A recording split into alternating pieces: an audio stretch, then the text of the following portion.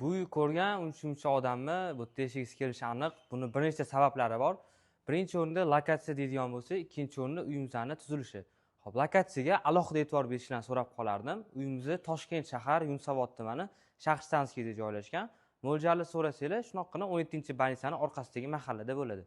Uyimizning ichki qismini ko'rishingiz mumkin. O'rtada zeleniy zona uchun joy ajratilgan. Uyimizning asosiy kirish eshigi bu tarafda bo'ladi. Uyimizda umumiy 4 ta xona, 2 ta sanuzel va bitta oshxonasi mavjud. Hozir sizlar bilan ichki qismini bir yerda ko'rib chiqamiz. Asosiy eshikdan uyimizga kirib kelganinglarda chap tarafda zina kutib oladi. Bu zinadan ikkinchi qavatga va pastki qavatga tushsanglar bo'ladi. Xo'p, birinchi qavatimizni ko'rsataman. Birinchi qavatda oshxonamiz joylashgan, birinchi qavat uchun mo'ljallangan sanuzelimiz mavjud. To'riga o'tsanglar, mehmonlarni kutib olish uchun mehmonxonasi bo'ladi. Mehmonxonasi ko'rganingizdek katta, keng qilib qilingan. Endi esa sizlar bilan uyimizning ikkinchi qavatini ko'rib chiqamiz. Aboylarga alohida e'tibor berishni so'rab qo'ygan bo'lardim, chunki juda ham chiroyli aboylar tanlangan, sifatlisi qo'yilgan ekan.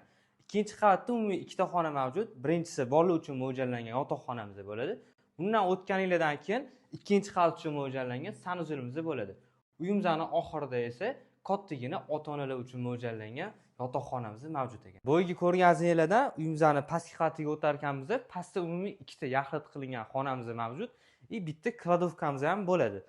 Xonalarni ko'rishingiz mumkin, katta, yaxlit qilingan, o'zingizlarning xohishingizga qarab qanaqadir xona sifatida foydalansanglar bo'ladi. Bu yerda uyimizning ikkinchi xonamiz mavjud. Ikkinchi xonani ham ko'rishingiz mumkin, kattagina qilib qilingan. Uyimizni ko'rdinglar, uyimiz yangi remontdan chiqarilgan. 2 sotuvga qurilgan. Bu uyimizga egalari umumiy 165 ming so'rashyapti. Bizning nomimizdan kelsanglar, yana kirishadigan joylari bo'lar ekan.